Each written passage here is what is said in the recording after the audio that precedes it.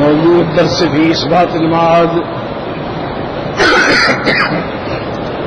وما فيها من العبر سورة المعارج تفسير ابن كثير. الحمد لله رب العالمين والصلاة والسلام على أشرف الأنبياء وسيد المرسلين سيدنا محمد وعلى آله وأصحابه أجمعين. اللهم صل على سيدنا محمد وعلى آل سيدنا محمد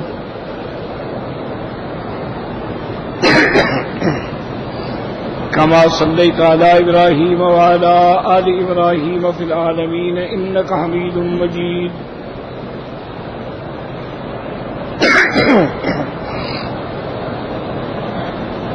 أعوذ بالله من الشيطان الرجيم. بسم الله الرحمن الرحيم.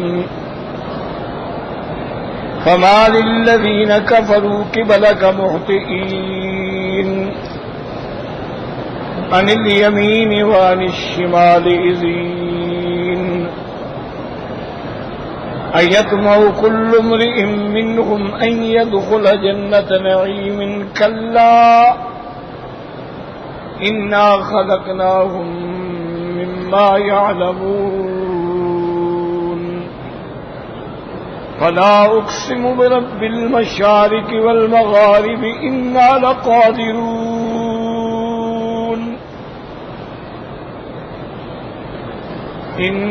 لقادرون على أن نبدل مثلهم ألا أن نبدل خيرا منهم وما نحن بمسبوقين. فذرهم يخوضوا ويلعبوا حتى يلاقوا يومهم الذي يوعدون. يوم يخرجون من الأجداث سراعا كأنهم إلى نصب يوفضون خاشعة أبصارهم ترهقهم ذلة ذلك اليوم الذي كانوا يوعدون.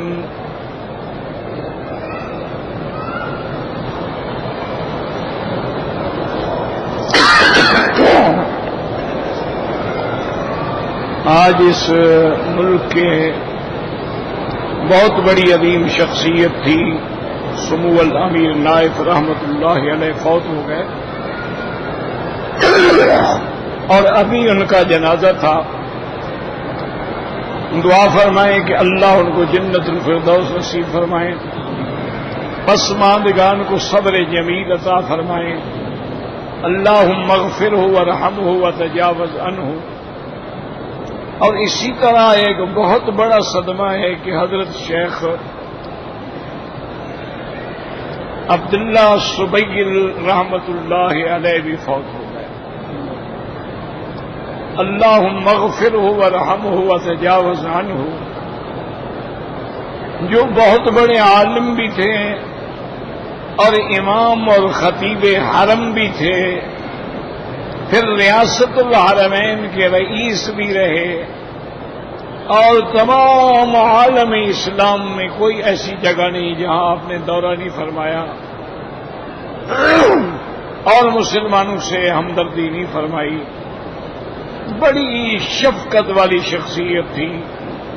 اللہ تبارک و تعالیٰ ان کی قبر پہ کروڑوں رحمتیں نازل فرمائے، ان کو جنت الفردوس نصیب فرمائے اور ان کے پسماندگان کو صبر جمیل عطا فرمائے. کل ہم نے جو سبق پڑھا تھا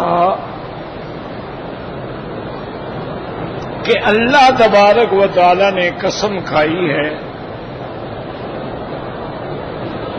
فلا اقسم برب المشارق والمغارب. تو یہاں لفظ مشارق بھی جمع ہے اور مغارب جو ہے وہ بھی جمع کا صیغہ ہے. قرآن پاک میں یہ لفظ مفرد بھی آیا ہے، للہ المشرق والمغرب. اسی طرح تسنیے میں بھی آیا ہے رب المشرقین و رب المغربین، اور یہاں جو ہے یہ جمع کا صیغہ ہے۔ تو مفسرین کرام فرماتی ہیں کہ اصل تو اس میں کوئی شک نہیں ہے کہ مشرق ہے مغرب ہے، لیکن جب موسم تبدیل ہو جاتا ہے، گرمیوں کے 6 مہینے ہیں، سردیوں کے 6 مہینے ہیں، اوقات کی تبدیلی کی وجہ سے، تو لہذا ایک مشرق گرمیوں میں اور ایک سردیوں میں، تو لہذا 2 مشرق ہو گئے۔ اور اسی طرح ہر ملک میں بھی اپنی ایک مشرق و مغرب ہے۔ تو اس لیے اللہ نے قرآن میں مشارق اور مغارب کا بھی ذکر فرما دیا، اور اس کے بعد قسم کھائی، اور قسم کھانے کے بعد یہ ارشاد فرمایا کہ الا ان نبدل خیرا منہم وما نحن بمسبوقین، اگر ہم چاہیں تو ہم ان سے بہتر قوم بدل ڈالیں، کوئی نہیں ہم کو عاجز کرنے والا۔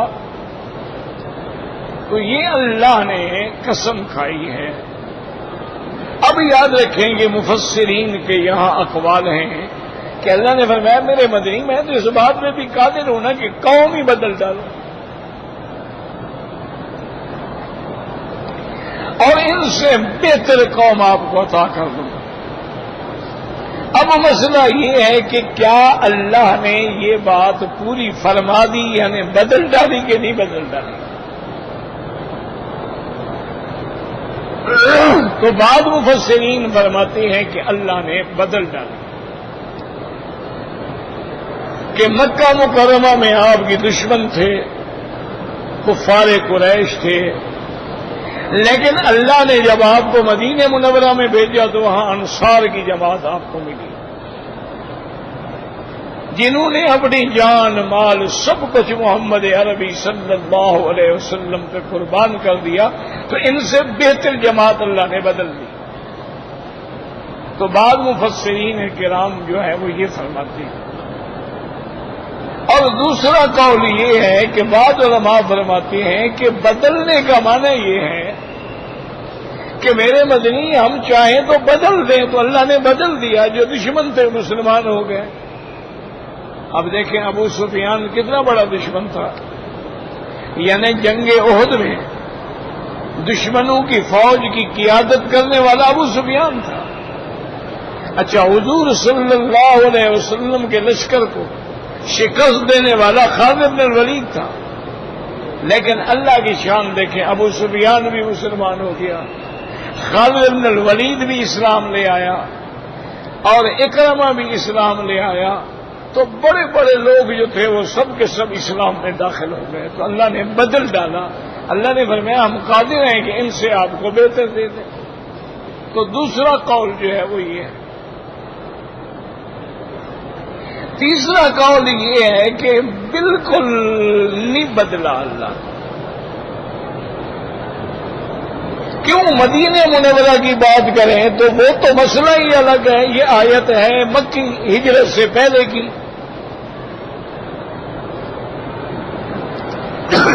اور چند آدمیوں کا ایمان لے آنا جو ہے اس کا معنی یہ تو نہیں ہوا نا کہ پوری قوم بدل گئی۔ تو لہذا معنی یہ ہے، اللہ نے فرمایا ہم قادر ہیں، چاہے تو بدل دیں، لیکن نہیں بدلا۔ بدلا کا معنی یہ ہوتا کہ اللہ اس قوم کو ہلاک کر دیتے، ان میں کوئی زندہ نہ رہتا، ایک اور قوم اللہ پیدا فرما دے، لیکن اللہ نے ان کو مجموعی طور پہ ہلاک نہیں کیا ہے۔ اس لیے علماء فرماتے ہیں کہ اللہ نے اظہار قدرت کو فرمایا کہ اگر ہم چاہیں، انا لقادرون، ہم اس بات میں قادر ہیں، لیکن چاہیں تو الا ان نبدل خیرا منہم وما نحن بمسبوقین فذرهم يخوضوا ويلعبوا حتی یلاقوا یومہم الذی یوعدون۔ اللہ نے فرمایا میرے محبوب آپ چھوڑیں گے،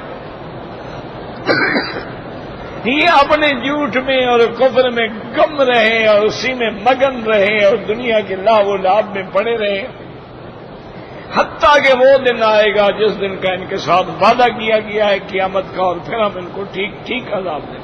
آپ چھوڑ دیں۔ یاد رکھیں کہ کسی جگہ اللہ نے فرمایا آپ ان کو چھوڑ دیں، کسی جگہ اللہ نے فرمایا کہ میرا مدنی آپ ان سے رخ پھیرنے آرزانو وصفا، بس چھوڑ دیں۔ اور کسی جگہ اللہ فرماتے ہیں کہ آپ نے ہر حال میں دین پہنچانا ہے، تبلیغ کرنی ہے۔ تو علماء نے فرمایا یاد رکھو کہ تبلیغ کی بھی ایک حد ہوتی ہے، ایک دفعہ، 2 دفعہ، 3 دفعہ، 4 دفعہ، 5 دفعہ، لیکن اگر کوئی حق بات ماننے پہ ہی نہیں آتا تو علاج کیا ہے؟ بھی چھوڑو اس کو، اس کی گمراہی، یہ مانا۔ تو اللہ کے نبی نے تو تبلیغ میں کوئی کمی نہیں فرمائی، نوح علیہ السلام نے بھی تبلیغ میں کوئی کمی نہیں فرمائی، 950 سال تبلیغ کی، لیکن قوم جو ہے وہ ماننے پہ نہ آئی، تو نوح علیہ السلام بھی مجبور ہو گئے اور انہوں نے اللہ سے دعا کی کہ یا اللہ یہ میری قوم نہیں مانتی، رب لا تذر علی الارض من الکافرین دیارا، اب کافروں میں سے کسی کا گھر ہی نہ بچے، سب کو ہلاک کر۔ اور اگر آپ نے ان کو ہلاک نہ کیا، یضلوا عبادک، یہ تیرے بندوں کو گمراہ کرتے رہے، اور ان کی آنے والی نسلیں جو ہیں وہ بھی انہی کی طرح کافر ہوں۔ تو اللہ تبارک و تعالی نے نوح علیہ السلام کی دعا کو قبول فرمایا اور ان پہ عذاب طوفان آیا۔ تو اس لیے یہ بھی ایک تحدید ہوتی ہے کہ میرا مدنی اگر آپ کی یہ بات نہیں مانتے مطلب ہم چھوڑ دیں، یہ خودو ویلعبوا، یہ اپنے جھوٹ میں ڈوبے رہیں اور اپنے لہو و لعب میں گم رہیں، حتی یلاقوا یومہم الذی یوعدون، حتیٰ کہ وہ دن آئے گا جس کا ان سے ہم نے وعدہ کیا، اور وہ دن کون سا ہے؟ قیامت کا دن۔ اور اس دن کیا ہوگا؟ یوم یخرجون من الاجداث سراعا کأنہم الی نصب یوفضون، میرے محبوب جس دن یہ اپنے قبروں سے نکلیں گے تیزی کے ساتھ، اور میدان معاشر میں ایسے جائیں گے جیسے کوئی نشان پہ پہنچتا ہے۔ تو ایک مسئلہ تو اب یہ سمجھ لیں، جو آج کل دعا کریں اللہ تمام عالم اسلام پہ رحمت فرمائے اور مسلمانوں کو ہر قسم کے فرقوں سے اور فتنوں سے محفوظ فرمائے۔ اچھا مشکل یہ ہوتی ہے نا جی کہ بعض فرقے تو ٹھیک ہے جی، باطل فرقے ہیں، خوارج ہیں، روافض ہیں، معتزلہ ہیں، لیکن اب مصیبت یہ بن گئی ہے کہ وہ جماعت جو سب اپنے آپ کو اہل سنت والجماعت کہلاتے ہیں، اب وہ بھی ٹکڑے ٹکڑے ہو گئے۔ چلو بھی ایک جماعت شیعہ ہے، بات ختم، چلو خلاص، وہ شیعہ تو ہے نا، روافض ہیں، خوارج ہیں، معتزلہ ہیں، کرامیہ ہیں، قدریہ ہیں، جہمیہ ہیں، مشبہ ہیں، کئی فرق باطل ہیں، چھوڑے ان کو، باطل ہیں ہی ہیں نا۔ لیکن دکھ اس بات کا ہے کہ بھی اہل سنت والجماعت ہیں، ان کے بھی اب آپس میں جھگڑے ہیں، اور آج کل جو ہے یہ بڑا مسئلہ زوروں پر ہے کہ جی قبر سے مراد یہ دنیا کی قبر ہے یا عالم برزخ کی قبر ہے۔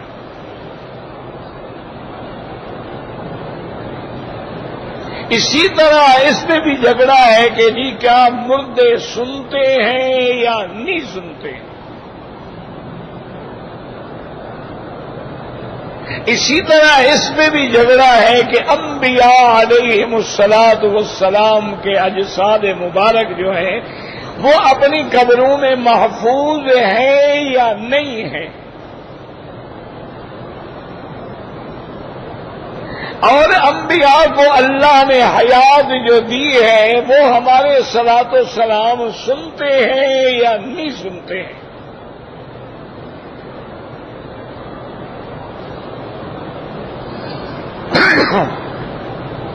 اس پہ اللہ معاف کرے، اللہ معاف کرے، دونوں اہل سنت ہیں،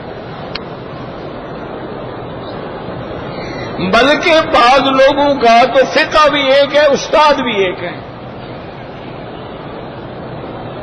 لیکن اس موضوع پہ اتنی کتابیں لکھی جا رہی ہیں اور نعوذ باللہ ثم نعوذ باللہ ایک دوسرے کو کافر کہا جا رہا ہے، مسجدیں الگ ہو گئی ہیں، ایک دوسرے کے پیچھے نماز نہیں پڑھتے،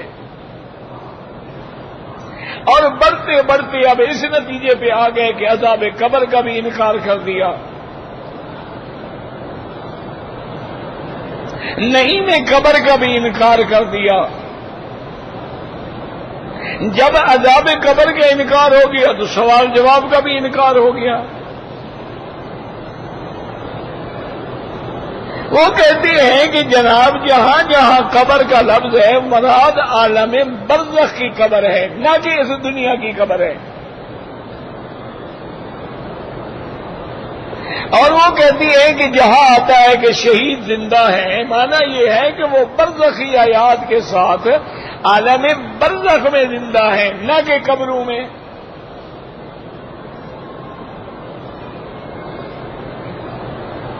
وہ کہتے ہیں بس ایک دنیا تھی اور ایک آخرت ہوگی، مر گئے ختم ہو گئے، اب قیامت کے دن اٹھیں گے، درمیان میں کچھ نہیں۔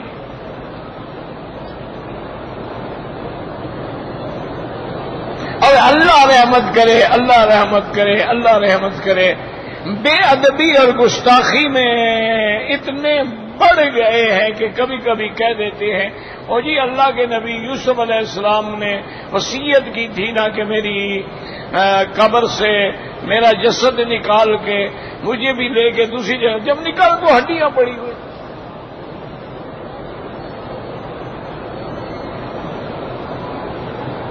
اس لیے دعا کریں کہ اللہ سب کو ہدایت دے، اللہ ان کو بھی ہدایت دے، ضد میں آ گئے ہیں نا جی۔ اچھا ان کے مقابلے میں ہمارے بریلوی بھائی ہیں، وہ بھی ضد میں آ گئے،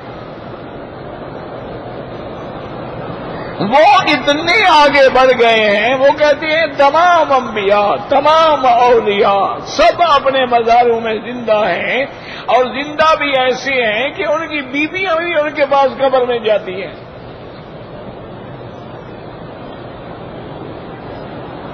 اور وہ زندہ بھی اس طرح ہیں کہ جہاں چاہیں، جس مجلس میں چاہیں، جس میلاد میں چاہیں تشریف لے آتے ہیں، وہ اتنا آگے بڑھ گئے، اور منکرین اتنا آگے بڑھ گئے کہ بھائی کچھ نہیں، موت آ گئی، بات ختم ہو گئی، کوئی انبیاء نہیں سنتے، اور مذاق اڑاتے ہیں کہ جی روح لوٹائی جاتی ہے، پھر سلام ہوا، پھر نکل گئی، پھر لوٹائی گئی، پھر لوٹائی گئی۔ کہتے ہیں جناب یہ تو پھر نعوذ باللہ عجیب بات ہو گئی کہ ہر وقت روح نکالی جا رہی ہے اور لوٹائی جا رہی ہے۔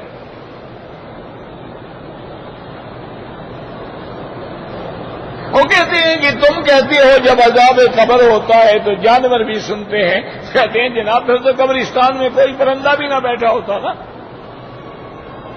کوئی چڑیا نہ ہوتی، کوئی پرندہ نہ ہوتا،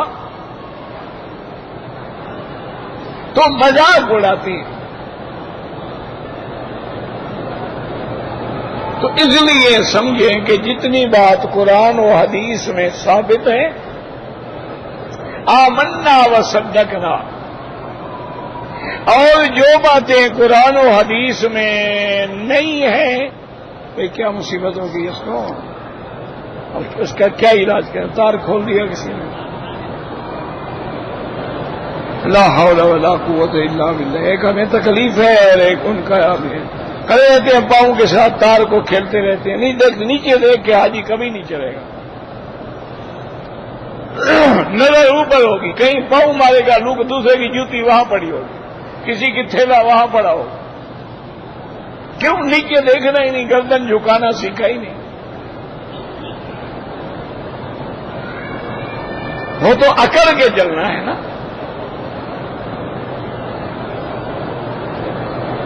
تو اس لیے یہ بات یاد رکھیں کہ اللہ کے جتنے پیغمبر ہیں، یاد رکھو سب پیغمبر زندہ ہیں، جتنے شہداء ہیں سب زندہ ہیں۔ جیسے زندگی میں انبیاء کی زندگی کا ہم مقابلہ نہیں کر سکتے، اسی طرح ان کی موت اور موت کے بعد جو زندگی ہے اس کا بھی ہم مقابلہ نہیں کر سکتے۔ وہ زندگی بھی نرالی، وہ موت بھی نرالی، اور موت کے بعد حیات بھی نرالی۔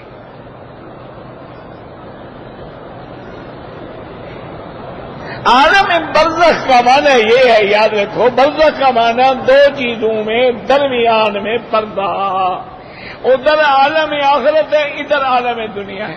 اب یہ درمیانی مدت جو ہے یہ برزخ ہے۔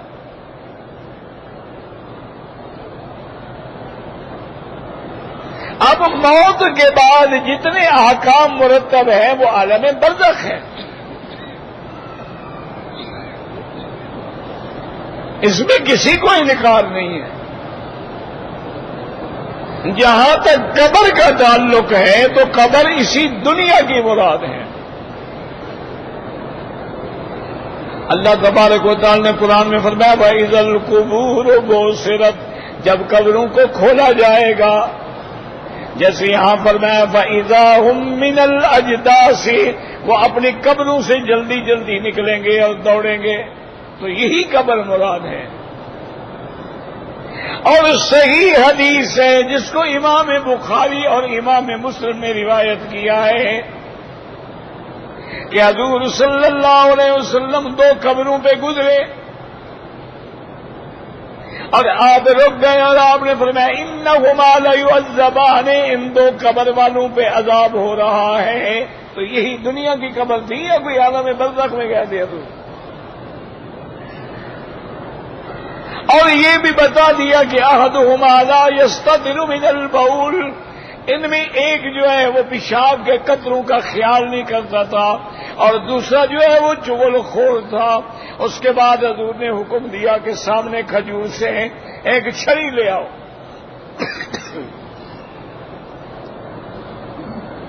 اس چھڑی کو حضور نے دو ٹکڑے کیا اور دونوں قبروں پہ لگا دیا۔ فرمایا کہ جب تک یہ سبز ہیں اللہ کا ذکر کریں گے، مجھے اللہ سے امید ہے اللہ ان کا عذاب کم کر دے۔ اب امام بخاری جیسا آدمی، اب یہ تو نہیں ہونا چاہیے نا کہ جب ضد آ جائے تو پھر بخاری کی بھی نہیں مانیں گے اور ہم سے مطالبہ کریں گے جی حدیث آپ جو پڑھ رہے ہیں بخاری شریف میں ہے، مسلم شریف میں ہے۔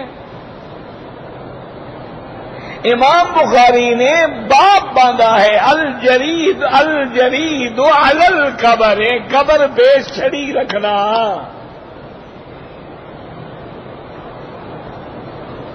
امام بخاری نے تو باب باندھا ہے۔ اسی طرح ایک دفعہ حضور پاک گزر رہے تھے، وہاں 6-7 قبریں تھیں، آپ نے فرمایا ان کو عذاب ہو رہا ہے، کن کی قبریں؟ انہوں نے کہا رسول اللہ کافروں کی قبریں ہیں۔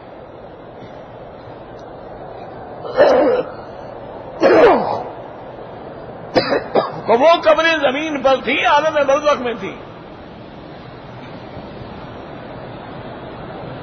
حضور صلی اللہ علیہ وسلم حضرت سعد رضی اللہ تعالی عنہ کی قبر پہ بیٹھے ہیں اور آپ نے فرمایا سبحان اللہ سبحان اللہ سبحان اللہ۔ صحابہ نے کہا حضور کیا بات ہے؟ فرمایا کہ میں بھی قبر پہ بیٹھا ہوں، قبر نے میرے صحابی کو پکڑ لیا۔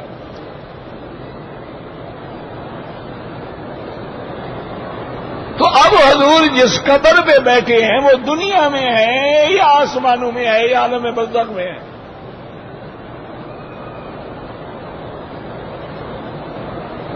اور اسی طرح یاد رکھیں کہ قرآن میں جہاں جہاں بھی قبر کا لفظ ہے اس سے مراد یہی دنیا کی قبر ہے. اور اس کے ساتھ میرے مدنی پاک نے یہ بھی فرما دیا کہ ان اللہ حرم اجساد الانبیاء علی الارض، اللہ نے زمین پر انبیاء کے جسد کو حرام کر دیا ہے. زمین کی طاقت نہیں ہے کسی نبی کے جسے کو ہاتھ لگا سکے.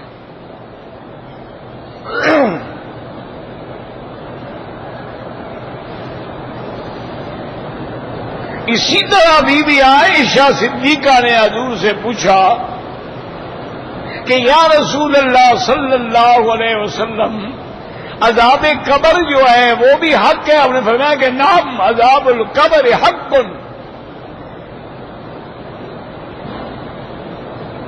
اسی طرح حضور پاک نے صحابہ سے کہا تعوذوا باللہ، اللہ سے پناہ مانگو کہ اللہم انا نعوذ بک من فتنة المسیح الدجال، اللہم انا نعوذ بک من عذاب القبر. تو مراد یہی قبر ہے. اور اسی طرح ایک صحیح حدیث میں ہے کہ بی بی عائشہ صدیقہ رضی اللہ تعالی عنہا فرماتی ہیں کہ میں بستر پہ ہاتھ ڈالا، دیکھا جب میری نیند کھلی کہ حضور پاک بستر پہ نہیں ہے. بستر کیا تھا؟ ایک ٹاٹ، یعنی ایک یہ جو ٹاٹ ہوتا ہے نا جو ٹرکوں کے آپ اوپر ڈال دیتے ہیں یا آپ کسی بوریوں پہ ڈال دیتے، یہ حضور کا بستر تھا. اور چمڑے کا سرانہ تھا اور اس میں کھجور کا جالا بھرا ہوا تھا.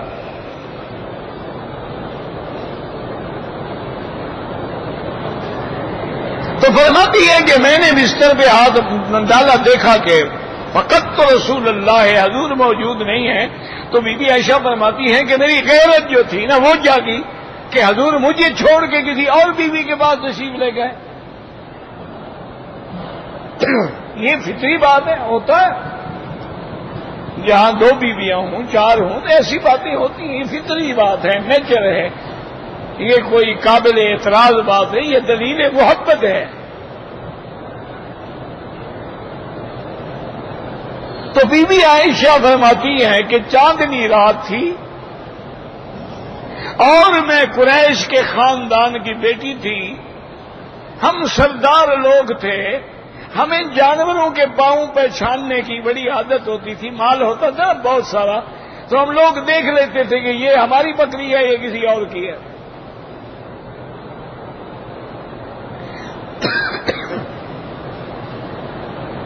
تو بی بی عائشہ فرماتی ہے کہ مجھ سے صبر نہ ہوا، میں نے حضور کے پاؤں کے نقش پا کو دیکھا، قدموں کو، اور اسی پہ چلتے چلتے چلتے چلتے کہ دیکھوں حضور کہاں جا رہے ہیں. میں فرمایا کہ میں نے آگے دیکھا تو حضور جنت البقیع الغرقد مدینے کے قبرستان پہ کھڑے دعا مانگ رہے. تو اب یہ قبرستان زمین پہ ہے یا عالم برزخ میں ہے؟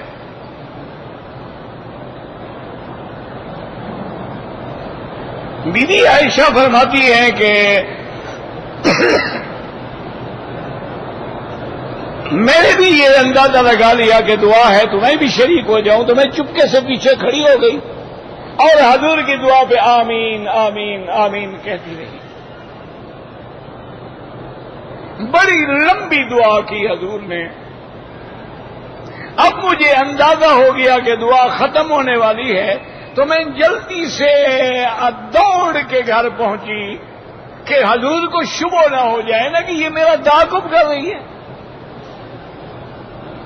تو جلدی سے آ کے میں اپنے بستر پہ لیٹ گئی اور اوپر کپڑا بھی لے لیا. حضور پاک تشریف لائے، بستر پہ بیٹھے. سب سے پہلے انہوں نے میرے سینے پہ ہاتھ رکھا. میرا سینہ تو دھونکڑی کی طرح چل رہا تھا، اور میں عائشہ کہیں سے دوڑ کے آ رہی ہو. میں نے کہا ہاں یا رسول اللہ، میری غیرت نے برداشت نہیں کیا. آپ نے فرمایا عائشہ تم اپنے خیال میں ہو، اللہ کا نبی اپنے خیال میں۔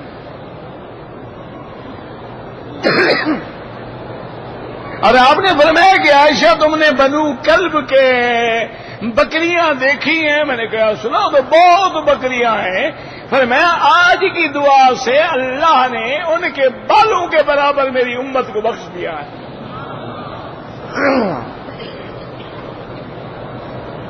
تو حضور اسی قبر پہ دعا مانگ رہے تھے یا برزخ میں تھی وہ قبر؟ عالم ہے برزخ میں، آسمانوں میں۔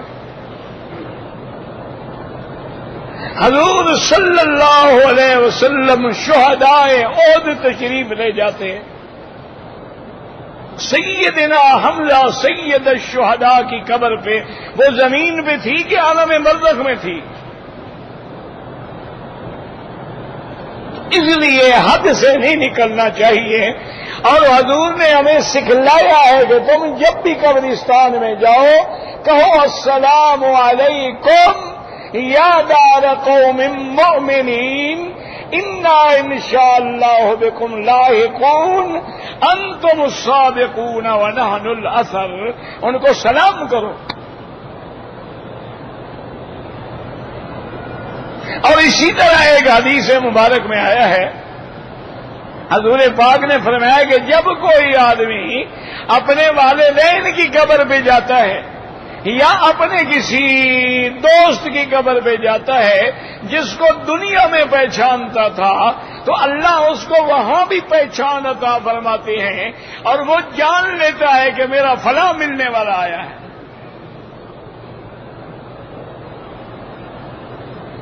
اسی طرح صحیح حدیث مبارک میں ہے کہ جب آدمی مردے کو دفن کر دیتے ہیں تو چلنے لگتے ہیں تو مردہ جو ہے یسمع خفقان عالہم، ان کے چلنے کی اور جوتیوں کی آواز بھی سن رہا ہوتا ہے۔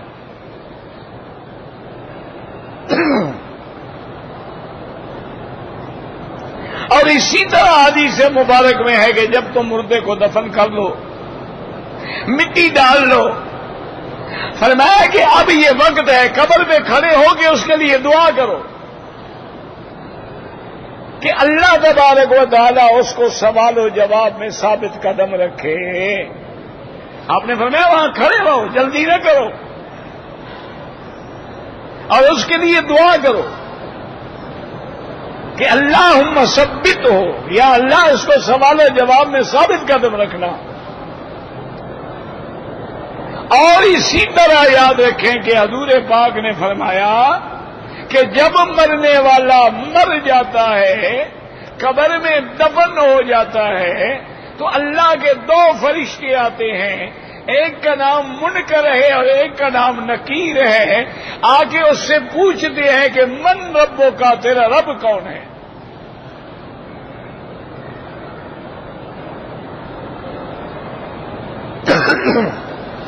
اور مسلمان ہے تو کیا جواب دے گا؟ ربی اللہ، میرا رب میرا اللہ ہے۔ اب دوسرا سوال کریں گے ما دینوں کا، تیرا دین کیا ہے؟ وہ کہے گا دینی الاسلام، اسلام میرا دین ہے۔ اب تیسرا سوال کریں گے کہ ما تقول فی حق ھذا الرجل، اس بندے کے بارے میں تیرا کیا عقیدہ ہے؟ وہ کہے گا محمد رسول اللہ، اللہ کے نبی ہیں۔ تو اب فرشتے اس کو کہیں گے کہ نم کنومت العروس، اب تم کامیاب ہو گئے، سو جاؤ۔ اور اسی طرح حدیث میں ہے کہ پھر اس کے لیے جنت کی طرف کھڑکی کھول دی جاتی ہے،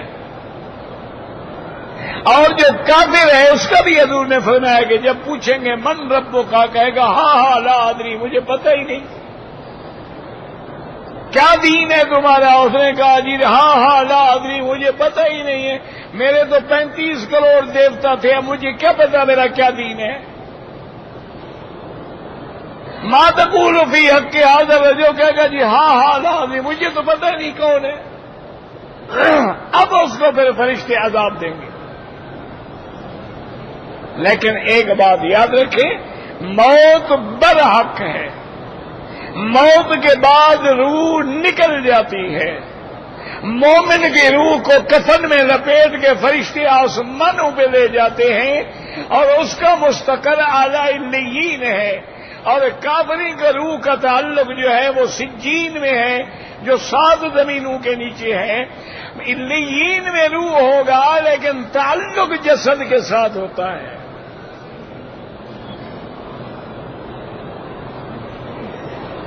اچھا، پہلے زمانے میں جب ہم چھوٹے تھے پڑھتے تھے تو ہمیں سمجھ ہی نہیں آتی تھی یہ باتیں، ڈر کے ہمارے استاد کے آگے ادب کے ہمارے پوچھتے تو نہیں تھے کہ بھئی استاد کے سامنے کیا بات کریں، لیکن سمجھ ہی نہیں آتی تھی کہ بھئی 7ویں آسمان پہ علیین ہے، اگر وہاں روح مبارک چلی گئی مومن کی اور بندہ یہاں قبر میں پڑا ہوا ہے، منو اس کے اوپر مٹی ہے، وہ روح کا تعلق کیسے جڑ جاتا ہے؟ یہ باتیں سمجھ ہی نہیں آتی تھی، ڈر کے مارے کہہ دیتے تھے ہم بالکل ویسے حدیث میں ایمان ہے، سمجھ آئے نہ آئے۔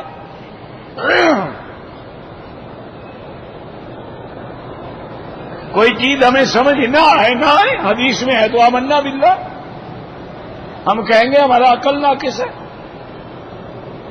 اب تو مسئلہ ہی حل ہو گیا ہے نا جی کہ آپ کے پاس دیکھو ایک چھوٹا سا ٹیلی فون ہوتا ہے، اتنا سا ٹیلی فون، اور اس کا تعلق جو ہے سیٹلائٹ سے ہے۔ سیٹلائٹ جو ہے اقمار صناعیہ وہ فضاؤں میں ہے، کوئی تار نہیں ہے، کوئی سلسلہ نہیں ہے، لیکن جڑا ہوا ہے۔ آپ نے اتنی چھوٹی سی اس کے اندر سم ڈالی، کام شروع ہو گیا۔ اب سم جو ہے وہ اس ٹیلی فون میں ہے، اس کا تعلق سیٹلائٹ سے ہے۔ اب جس نمبر کو آپ پنچ کرتے ہیں وہی بات کرتا ہے، دوسرا بات نہیں کرتا۔ تو اگر بندے ایسی چیز بنا سکتے ہیں کہ سم تیرے پاس ہے، ٹیلی فون تیرے پاس ہے اور رابطہ سیٹلائٹ سے ہے، تو اللہ نہیں بنا سکتا کہ روح علیین میں ہو اور رابطہ قبر میں ہو؟ اللہ کے آگے کیا مشکل ہے پھر؟ وہ علیین میں ہے، بالکل آمنا باللہ۔ دیکھیں سورج کہاں ہے لیکن اس کی شعاعیں ہیں، اس کی گرمی ہے، اثرات ہیں، وہ دنیا میں ہیں۔ دیکھیں چاند کہاں ہے لیکن جو چاند چڑھتا ہے سمندر کے اندر بھی مد نظر آ جاتا ہے، اس کے اندر کیسے اثر پیدا ہوتا ہے؟ اچھا پھر چاند گھٹنا شروع ہوگا، سمندر بھی خاموش ہونا شروع ہو جائے گا۔ اس لیے ہمیشہ یاد رکھیں کہ روح مستقل طور پہ اس دن لوٹائی جائے گی جب سور پھونکا جائے گا، پھر مستقل آ جائے گی اس جسد میں، اور جسد اگر گل بھی چکا ہوگا تو پھر بھی اللہ اس کو اکٹھا کر لیں گے۔ اور اسی طرح یاد رکھیں بڑے بڑے لوگ گزرے ہیں نا جی، اب دیکھیں امام غزالی ہے، امام راضی ہے، اور بڑے بڑے لوگ ہیں جو فلسفے کے امام تھے، لیکن ساری ٹکریں مار کے آخر اسی جگہ پہ آ گئے کہ جو کچھ ہم نے فلسفہ منطق معقول پڑھا تھا وہ سب بکواس ہے، سچ وہ ہے جو محمد مصطفیٰ نے کہا صلی اللہ علیہ وسلم۔ وہ بھی امام المعقولات تھے، عقلیات کے بادشاہ تھے، بڑے بڑے فلسفی گزرے ہیں، لیکن جب قرآن و حدیث کی ضرب لگی ہے نا پھر واپس آ گئے۔ پھر انہوں نے الحمدللہ قرآن و حدیث کی حقانیت پہ کتابیں لکھی ہیں۔ تو اس لیے یاد رکھو کہ اب روح کا تعلق قائم ہے، لیکن اور انہوں نے ایک بڑی عجیب بات لکھی ہے، انہوں نے کہا کہ دنیا میں جتنے احکام ہیں یہ بدن پہ جاری ہوتے ہیں اور روح اس کے تابع ہوتا ہے۔ بات سمجھیں کیا مانا؟ اچھا جی اس کو 10 کوڑے لگا دو، تو کوڑے آپ بدن پہ لگائیں گے نا، لیکن روح متاثر ہوگا کہ نہیں ہوگا؟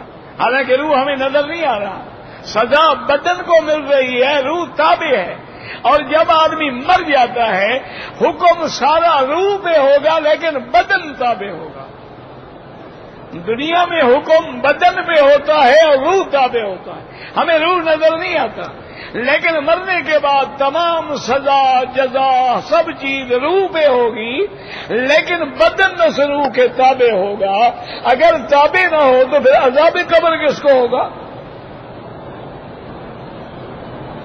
اور پھر عذاب قبر جو ہے وہ تو قرآن سے بھی ثابت ہے، حدیث سے بھی ثابت ہے، سوال و جواب بھی ثابت ہے۔ تو اس لیے دعا کریں کہ اللہ تبارک و تعالی جو ہمارے اپنے بھائی پٹڑی سے اترے ہوئے ہیں، اللہ ان کو ہدایت عطا فرمائے اور اللہ یہ جھگڑے ختم کرے۔ اور یاد رکھو تمہاری اس لڑائی کا فائدہ قادیانی کو ہو رہا ہے، تمہاری اس لڑائی کا فائدہ روافض کو ہو رہا ہے، تمہاری اس لڑائی کا فائدہ خوارج کو ہو رہا ہے، فرقہ باطلہ کو ہو رہا ہے کہ یہ آپس میں لڑتے رہے، ہم تو بچے ہوئے ہیں نا۔ تو اس لیے یاد رکھیں کہ قرآن پاک نے یہاں کیا فرمایا ہے، فرمایا یوم یخرجون من الاجداث سراعا کأنہم الی نصب یوفضون، اور کیسے جا رہے ہوں گے خاشعۃ ابصارہم، نظریں جھکی ہوں گی اور ان کے اوپر ذلت کا غبار پڑا ہوگا۔ ذالک الیوم الذی کانوا یوعدون، اور ان کو کہا جائے گا کہ یہ وہی دن تو ہے جس کا اللہ نے تمہیں وعدہ کیا تھا۔ دعا کریں اللہ پاک ہمیں خاتمہ ایمان پہ فرمائے، اور جتنے مسلمان امت محمد مصطفیٰ کے فوت ہو گئے اللہ ان کی قبروں کو باغ جنت بنائے، اور جتنے زندہ ہیں حضور کی امت پہ رحم فرمائیں اور ہدایت کے فیصلے فرمائیں۔ یہ بھی دعا کیا کریں۔ اب پھر اسی بیماری کا اللہ معاف کرے پھر حملہ ہے، آواز پہ، گلے پہ، سانس پہ، علاج کوئی نہیں ماں سوا دعا کے، ورنہ اللہ کا شکر ہے۔ یعنی آپ میرے گھر میں آئے نا، کوئی آئے وہ کہتے ہیں کہ باقی سب ڈاکٹر ہیں پتہ نہیں کیا، ساری دواؤں بھری ہوئی ہیں، چونکہ ہر مہربان اللہ اس کو جزا دے۔ وہ کہتے ہیں جی پہلے یہ دوائی استعمال ہے، یہ دوائی استعمال، بھائی میں کتنی کروں گا؟ اللہ ان کو جزائے، اس لیے ان کا میں دل نہیں دکھاتا، رکھ لیتا ہوں الحمدللہ، استعمال نہیں کرتا۔ لہذا آئندہ بھیج کے غلطی نہ کیا کریں۔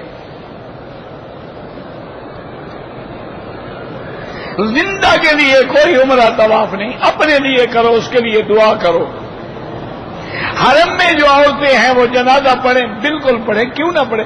فرض نماز پڑھ سکتی ہیں، جنازے میں اٹک جاتا ہے مسئلہ۔ یہ پتہ نہیں کیا الٹی سوچ ہے بھائی، جب عورت کی فرض نماز حرم میں ہو جاتی ہے جنازہ کیوں نہیں ہوتا؟ اصل کیا ہے مسئلے کو سمجھتے نہیں۔ مسئلہ یہ ہے کہ کسی عورت کو جنازہ پڑھنے کے لیے گھر سے نہیں آنا چاہیے، وہ ناجائز ہے، لیکن جو موجود ہے اس کے لیے تو نہیں ہے کہ وہ بھی جنازہ نہ پڑھے۔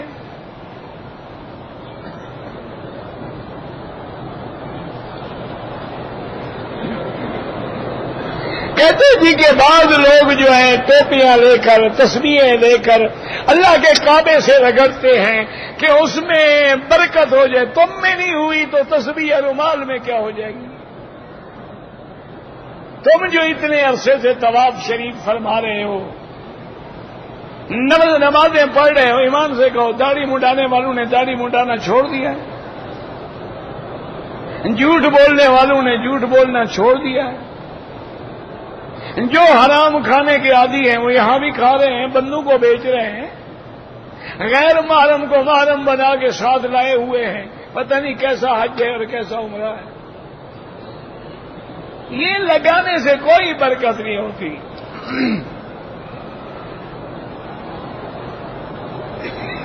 جتنے دن مکے میں رہیں طواف افضل ہے، لیکن جتنی دیر عمرہ کریں اتنی دیر طواف کریں۔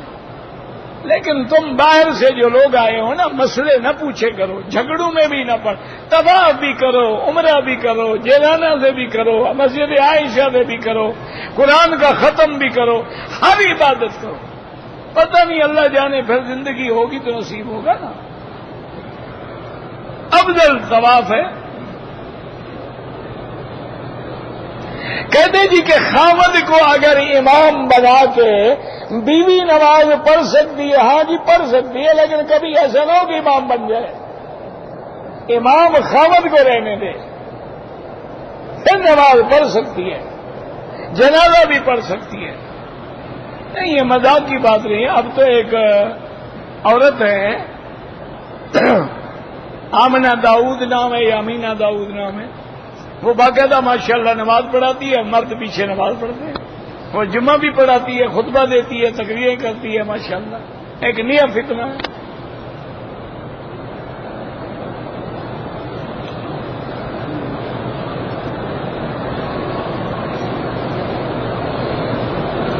کہتے تھے کہ جہاز میں ہمیں چھوٹا تولیہ دیا گیا تھا، لیکن اس میں خوشبو تھی، اگر آپ نے سارے منہ پہ اور ہاتھوں میں رگڑا ہے ماشاءاللہ تو ایک بکری دم پڑ گئی۔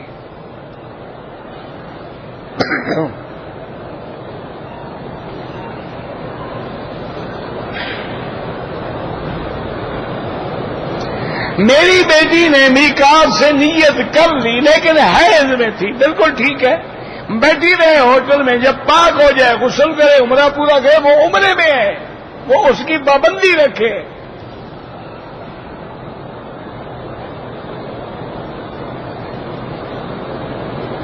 کہتے تھے کہ میزان بینک کے اندر رقم رکھنا، میرے بھائی بات یہ ہے کہ میں ذاتی طور پہ تو بالکل نہیں جانتا، لیکن میں نے بھی سنا ہے کہ میزان بینک ہے، الفلاح ہے، برکہ ہے، اسلامی بینک ہے، البرج الاسلامی ہے، یہ سارے اسلامی طریقہ کار کے مطابق بینکنگ کرتے ہیں۔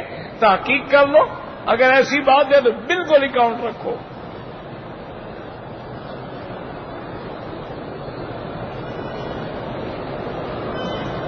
بھائی جنازہ انہیں کہا نہیں، المیت الحاضر موجود،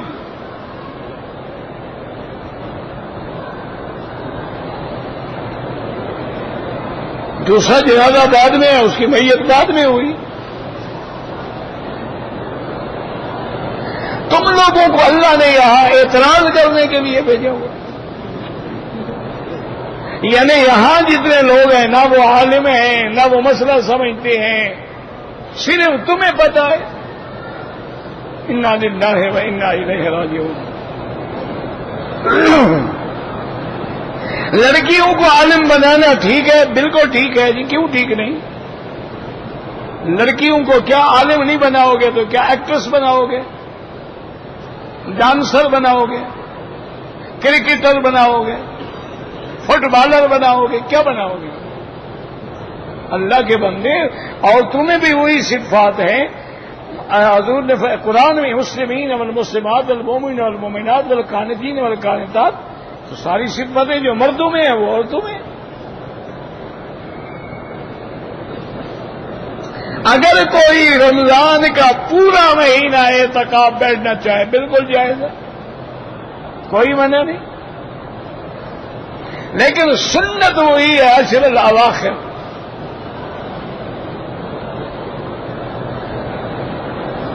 الصلاۃ خیر من النوم، یہ حضور کے زمانے سے ہے۔ مسجد عائشہ سے عمرہ کرنا بالکل جائز ہے۔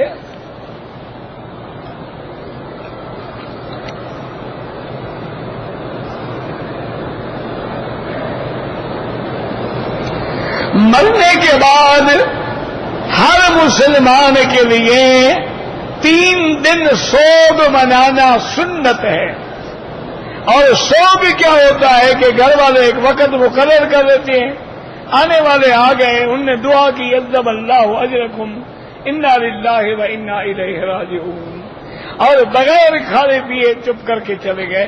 3 دن کے بعد کوئی سوگ نہیں ہوتا، صرف بیوی جو ہے خاوند کے مرنے کے بعد 4 مہینے 10 دن تک سوگ میں رہے گی۔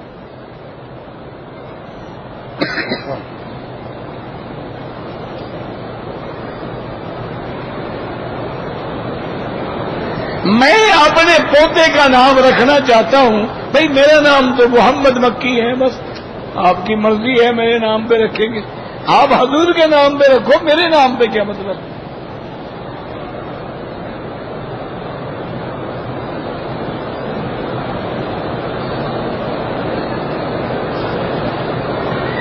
شیعہ حضرات ان کو سلام کا جواب دینا بالکل نہیں۔ اللہ کے بندے ایک مسئلہ سمجھو، ساری دنیا کا شیعہ کافر نہیں ہوتا۔ شیعہ میں کئی قسمیں ہیں۔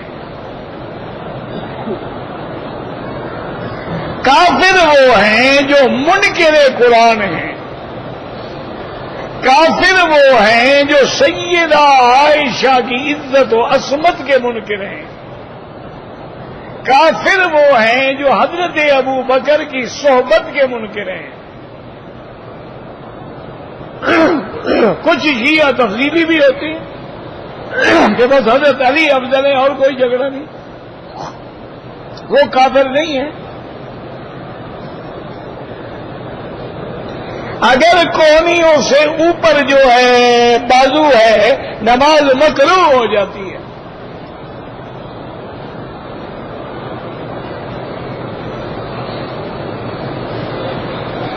میں نے ایک عمرہ کیا ہے، دوسرا نہیں کیا، کوئی ضروری نہیں۔ اللہ ہمت دے کر لینا، نہ ہو نہ کرو۔ میرا بھائی یزید کے بارے میں جب ہم سے قبر میں حشر میں سوال ہی نہیں ہوگا تو ہم جھگڑے میں کیوں پڑیں؟ تم نے جو تحقیق کرنی ہے یزید پر، تمہیں کس نے حکم دیا؟ اور پھر یزید تابی کے درجے کا آدمی ہے، حضرت معاویہ کا بیٹا۔ اچھا، اور پھر یزید اور حضرت حسین رشتہ دار ہیں، ان کی آپس میں رشتہ داری ہے۔ اور بعض روایات میں تو یہ آتا ہے کہ ابو ایوب انصاری جو صحابی ہیں، ان کا جنازہ بھی اس نے پڑھا ہے۔ تو اس لیے ہمارے علماء کہتے ہیں کہ توقف کرو، کچھ نہ کہو، نہ برائی بیان کرو نہ اچھائی بیان کرو، ان کے معاملے کو اللہ پہ چھوڑ دو۔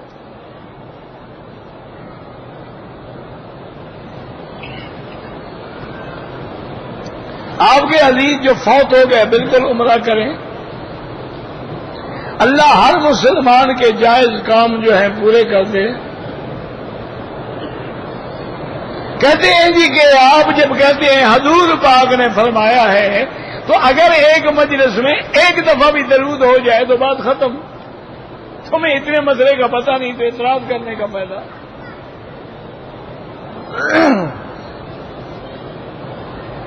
ویسے ہم تو 1000 دفعہ کہتے ہیں الحمدللہ۔ مسجد عائشہ سے عمرہ کیا ہے، ہو جائے گا، بالکل ہوگا۔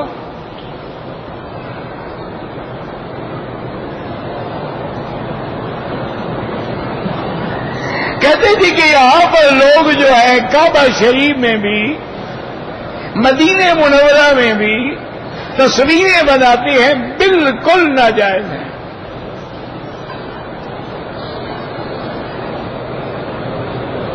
اگر ہم نے عصر کی نماز کے بعد طواف کیا ہے تو حنفی مسلک میں 2 رکعت مغرب کے بعد پڑھیں، لیکن یہاں جو ائمہ ہیں ان کے نزدیک ہر وقت جائز ہے۔ تو یہ کوئی لڑائی والا مسئلہ ہی نہیں ہے، نہ کوئی جھگڑے والا مسئلہ ہے۔ ایک بات یاد رکھو، آپ نے عصر کے بعد طواف کیا، اب آپ کی نیت یہ ہے کہ میں مغرب پڑھ کے جاؤں گا، تو آرام سے مغرب کے بعد 2 رکعت پڑھو تاکہ کسی کا اعتراض ہی نہ رہے، کوئی حدیث مخالف بھی نہ ہو۔ اور اگر آپ کا قافلہ جا رہا ہے، گاڑی تیار ہے، پڑھ لیں 2 رکعت، کوئی فرق نہیں پڑتا، کوئی کفر اسلام کا جھگڑا نہیں ہے۔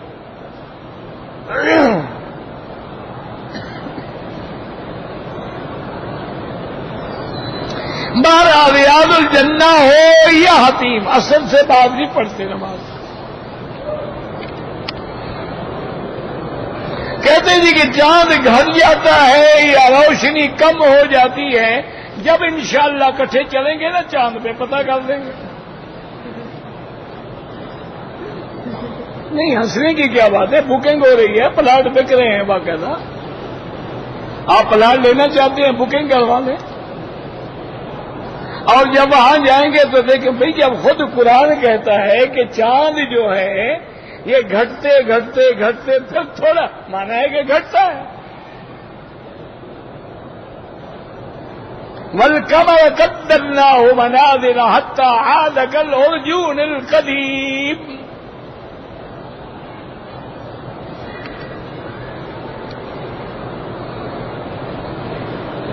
اگر کوئی آدمی مکے میں رہتا ہے اپنے گھر سے احرام باندھ کے عمرہ کرے وہ نہیں ہوتا، لازماً حرم سے باہر جانا ہوگا.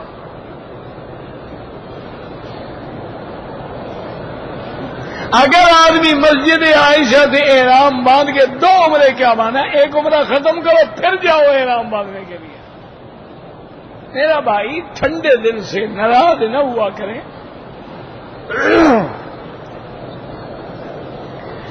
جب حضور پاک نے بی بی عائشہ کو عمرے کا حکم دیا تھا تو حضور کہاں تھے؟ مکے میں، جس کو آج کل آپ کہتے ہیں نا جی معابدہ کہتے ہیں، اسی جگہ حضور کے خیمے تھے. یہاں بلدیہ کا بھی بڑا دفتر ہے. اچھا تو بی بی عائشہ نے کہا حضور میں نے تو عمرہ نہیں کیا، مجھے حیض آ گیا تھا. آپ نے فرمایا تو بھائی کو لے کر آئے تنعیم جا کے احرام باندھو. تو اگر گھر سے باندھے ہوئے عمرہ ہو جاتا تو کہتے ہو احرام باندھو جا کے عمرہ کر لو، باہر بھیجنے کی کیا ضرورت تھی؟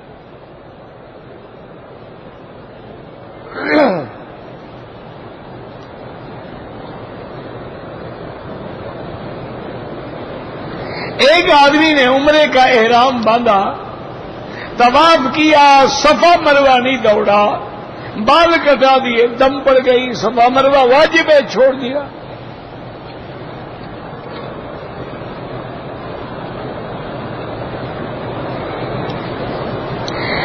خاوند بیوی یعنی 5-6 مہینے دور رہ سکتے ہیں، زیادہ نہیں. یا تم جاؤ یا ان کو بلاؤ.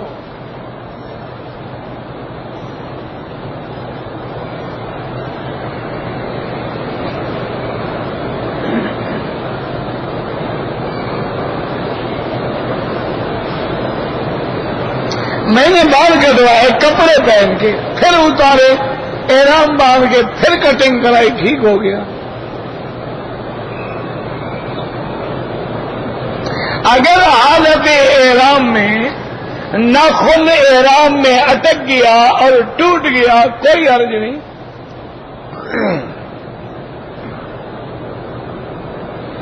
مسجد نبوی میں جا کر 40 نمازیں پڑھنا، اس طرح کے رکعت اولا تکبیر اولا بھی نہ جائے تو حدیث مبارک میں ہے اللہ اس کو نفاق سے اور جہنم کی آگ سے بری فرما دیتے ہیں. لیکن حدیث ضعیف ہے، فضائل اعمال میں معتبر ہے، لہذا اللہ موقع دے ہر حال میں پڑھے، ورنہ زیارت کا اس سے کوئی تعلق نہیں ہے. ایک آدمی صبح 9 بجے پہنچا، 2 رکعت تحیت المسجد پڑھی، صلاۃ و سلام پڑھے، 10 بجے واپس آ گیا، کوئی بات نہیں.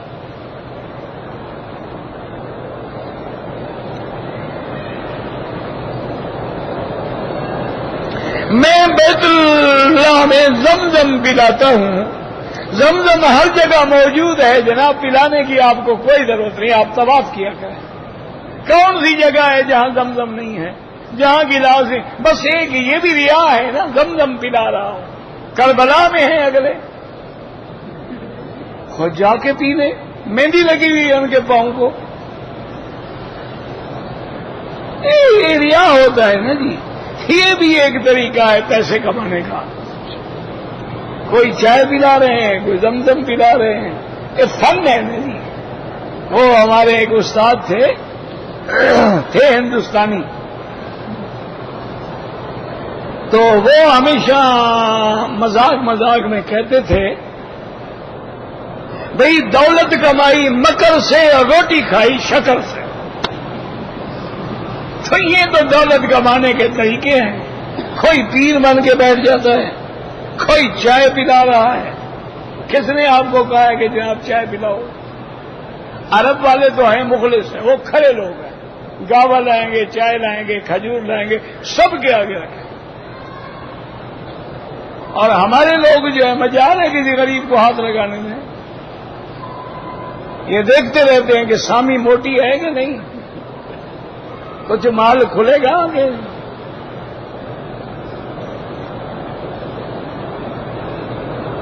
اگر طواف کیا ہے 2 رکعت بھول گیا، حد حرم سے بھی نکل گیا، جہاں یاد آئے پڑھ لیں. حضرت عبداللہ ابن عمر نے مدینہ منورہ کے راستے میں جا کے پڑھی اللہم صلی علی سیدنا محمد وعلی آل سیدنا محمد مبارک وسلم اللہم اشفنا واشف مرضانا ومرضى المسلمین اللہم اذهب الباس رب الناس اشف انت الشافی لا شفاء الا شفاؤک